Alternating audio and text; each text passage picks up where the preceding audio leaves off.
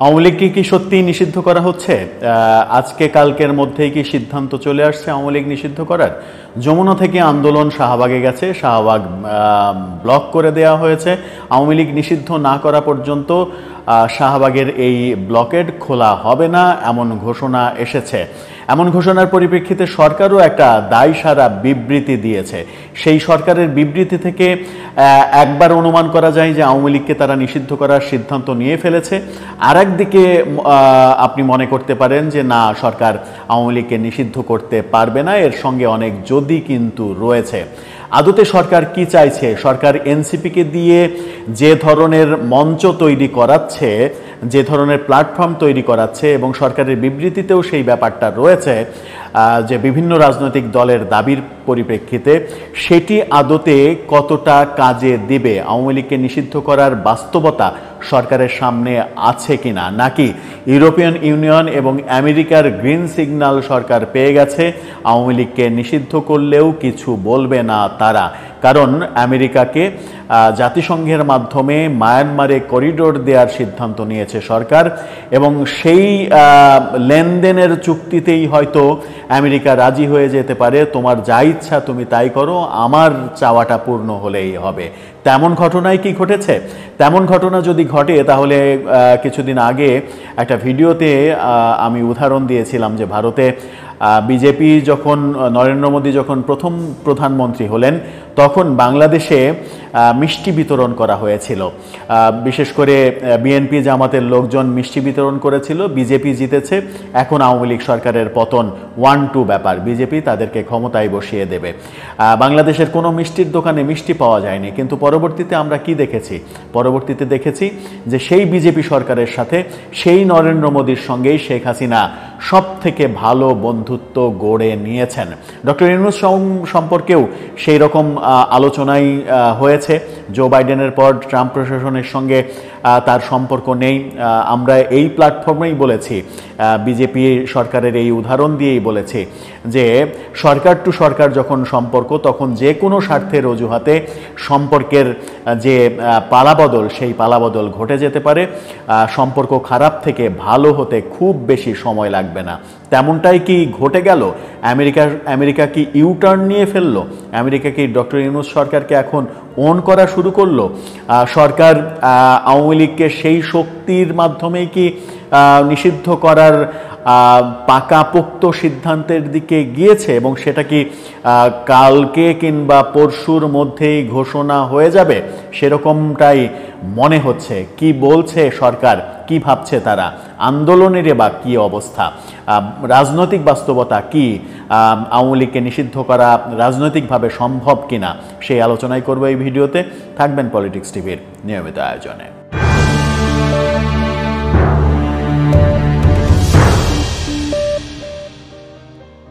দর্শক, পলিটিক্স টিভির নিয়মিত ভিডিওগুলো এখন থেকে স্পন্সর করছে প্রজাপতি.টিভি, নতুন ওটিটি প্ল্যাটফর্ম। আপনারা চাইলেই ইউটিউবে, ফেসবুকে, ইনস্টাগ্রামে, টিকটকে দেখে নিতে পারেন। ডেসক্রিপশন বক্সে লিঙ্ক দেওয়া থাকবে, সেখান থেকেও আপনারা দেখে নিতে পারেন প্রজাপতির কার্যক্রম। বলছিলাম, সরকার কি সত্যি সত্যি আওয়ামী লীগকে নিষিদ্ধ করার সিদ্ধান্ত নিয়েছে কিনা? যমুনার সামনে এনসিপির অবস্থান, এবং সেখানে 30-32টা দলের অংশগ্রহণের যে খবর আমরা শুনেছি, যদিও সেই দলগুলো সবই সাইনবোর্ড সর্বস্ব দল, কিন্তু সর্বশেষ জামাত শিবিরের অংশগ্রহণ আমরা দেখেছি। জামাত শিবিরের অংশগ্রহণের মাধ্যমে জটলাটা বড় হয়েছে। তারা এখন শাহবাগে অবস্থান করছে এবং শাহবাগ ব্লকেড করে শাহবাগ না ছাড়ার কথা ঘোষণা দিয়েছে। জামাত শিবির সেখানে সক্রিয়ভাবে অংশগ্রহণ করেছে এবং তাদের ব্যাপক নেতাকর্মীর সমাগম ঘটিয়েছে। হেফাজতের নেতাকর্মীদের আসতে দেখা গেছে, অর্থাৎ কওমি মাদ্রাসাকেও কাজে লাগানো হচ্ছে এই আন্দোলনে, এই দাবিতে। সেই দৃশ্য আমরা দেখছি। কদিন আগেই কওমিদের যে সংগঠন হেফাজত, সেই হেফাজতের মহাসমাবেশে হাসনাত আব্দুল্লাহকে বক্তব্য দিতে শুনেছি। এক ধরনের হেফাজতের যে নারী বিরোধী অবস্থান, সেই অবস্থানে এনসিপির সহমর্মিতা আমরা দেখেছি। সব মিলিয়ে হেফাজতের সঙ্গে একটা জোট হয়ে যাওয়ার সম্ভাবনাটাকে কিন্তু উড়িয়ে দেয়া যায় না। আবার কিছুদিন আগে লন্ডনে জামাতের আমির লন্ডনে তারেক রহমান এবং খালেদা জিয়ার সঙ্গে মিটিং করার পর মনে হচ্ছিল যে জামাত এবং বিএনপি বোধহয় পুনরায় গাঁটছড়া বাঁধছে, কিন্তু সেটাও বোধহয় উল্টে গেছে। এখন ব্যাপারটা এরকম হতে চলেছে যে বিএনপিকে ঠেকানোর জন্য দুটো কাজ এদের প্রয়োজন। এক, আওয়ামী লীগকে নিষিদ্ধ করা, আর এক, বিএনপি বাদ দিয়ে যত দল রয়েছে সেই দলগুলো একজোট হওয়া। সেই দলগুলো একজোট হয়ে আওয়ামী লীগ শূন্য অবস্থায় তারা যদি নির্বাচন করে তাহলে বিএনপির সঙ্গে টক্কর দিয়ে পেরে উঠবে, এরকম রাজনৈতিক নকশা সম্ভবত তাদের রয়েছে। সেই নকশা বাস্তবায়নের জন্যই বিএনপিকে ছাড়াই এই আন্দোলন করা হচ্ছে এবং বিএনপিকে দোষারোপ করা হচ্ছে বিভিন্নভাবে। এদিকে বিএনপির তরফ থেকে বলা হয়েছে স্পষ্টভাবে যে আওয়ামী লীগের নিষিদ্ধ করা না করা এটা বিএনপির ক্ষমতার মধ্যে নয়, এটা বিএনপির ইস্যু নয়, এটা রাজনৈতিক ইস্যু, এটা জনগণের সিদ্ধান্ত। বিএনপি আগের অবস্থানেই রয়েছে, অর্থাৎ আওয়ামী লীগ থাকবে কি থাকবে না, আওয়ামী লীগ রাজনীতি করবে কি করবে না সেই সিদ্ধান্ত জনগণ নেবে। কিন্তু বিএনপির একটা অবস্থান স্পষ্ট রয়েছে যে আওয়ামী লীগের যারা দোষী, যারা দুর্নীতি করেছে, যারা তাদের ভাষায় গণহত্যা করেছে, তাদের বিচারের মুখোমুখি করতে হবে।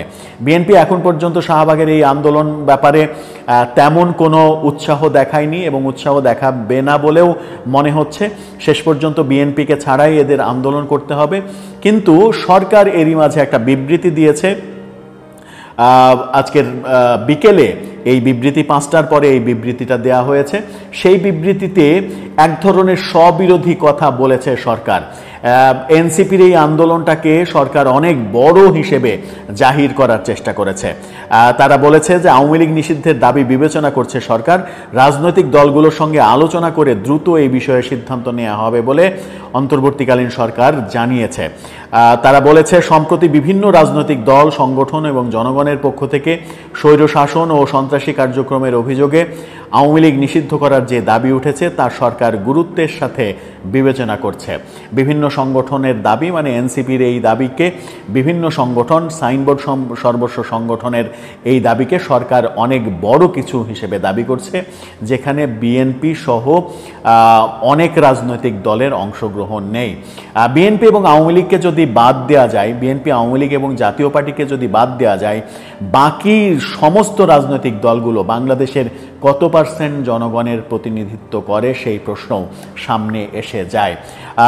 সেটা ভাসমান জনগোষ্ঠী বাদ দিয়ে সেটা সর্বোচ্চ হয়তো 10%।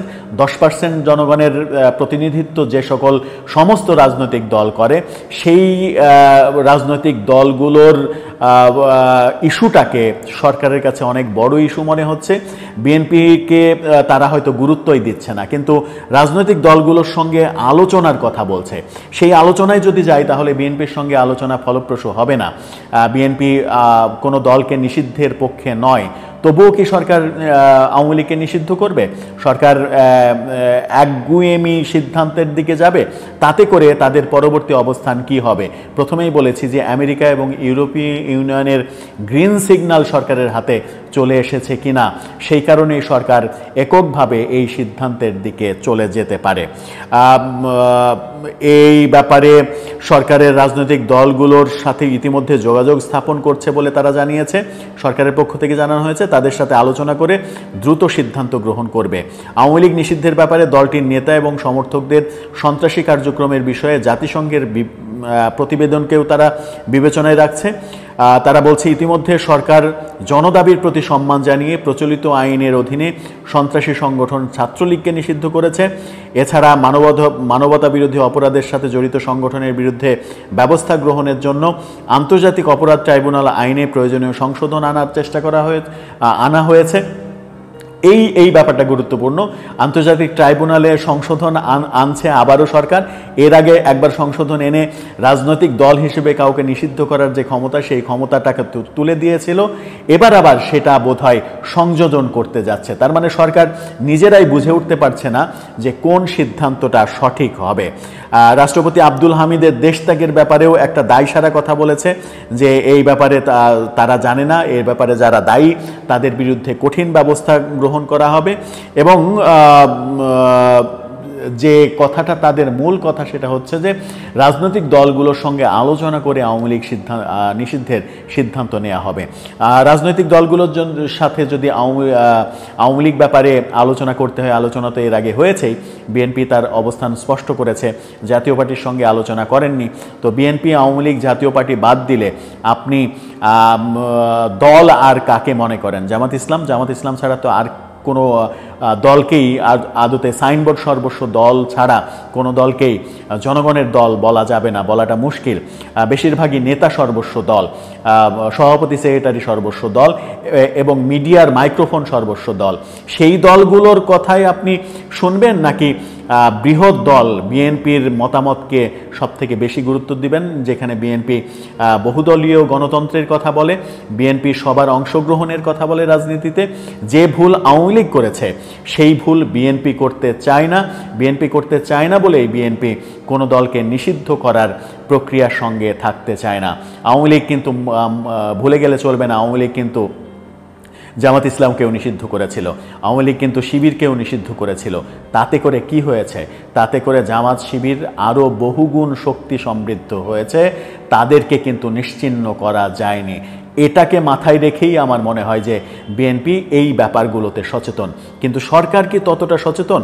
সরকার কি 1-2 দিনের মধ্যেই সিদ্ধান্ত নিয়েই ফেলবে আওয়ামী লীগ নিষিদ্ধের, নাকি যুবলীগ এবং স্বেচ্ছাসেবক লীগ নিষিদ্ধের ঘোষণা দিয়ে আপাতত এই আন্দোলনটাকে অন্যদিকে নিয়ে যাবে? যদি শেষ পর্যন্ত বিদেশি সিগন্যাল, গ্রিন সিগন্যাল পরিষ্কার না হয় তাহলে হয়তো তারা আওয়ামী লীগ নিষিদ্ধের দিকে যাবে না। কিন্তু আমার কেন যেন মনে হচ্ছে যে বিদেশি সিগন্যাল তাদের হাতে রয়েছে, সেই কারণে বিএনপি না বললেও আওয়ামী লীগকে তারা নিষিদ্ধ করার সিদ্ধান্তে উপনীত হয়েছে। আওয়ামী লীগকে নিষিদ্ধ করতে চলেছে সরকার। পরিণতি কি হবে সেটা হয়তো ভাবছে না, সেটা ভিন্ন বিষয়। আওয়ামী লীগের সেই শক্তি আছে কিনা, একটা দলকে নিষিদ্ধ করলে সেই দল আন্ডারগ্রাউন্ডে যদি চলে যায় তাতে দেশের আইনশৃঙ্খলা পরিস্থিতি খারাপ হয়ে যেতে পারে। সেই বাস্তবতাগুলো, সেই ফিউচারগুলো ভেবে সরকার সঠিক সিদ্ধান্ত নেবে, সেটাই প্রত্যাশা।